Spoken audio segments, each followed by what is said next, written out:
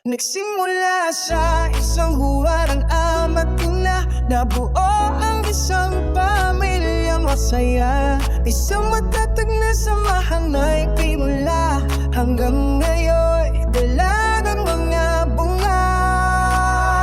Kahit marami mang unos ang dumaan, nananatili pa rin matatag at matibay dahil sa pagmamahalan ng isa't isa.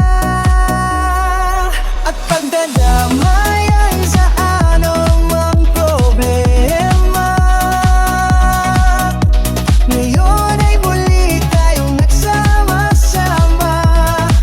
Hindi mapawi ang sayang nadama, kulitan at mga harutan, tawanan na walang hupay, kaligayahan na walang paglagyan, dahil na kumpleto tayo kahit paminsan-minsan.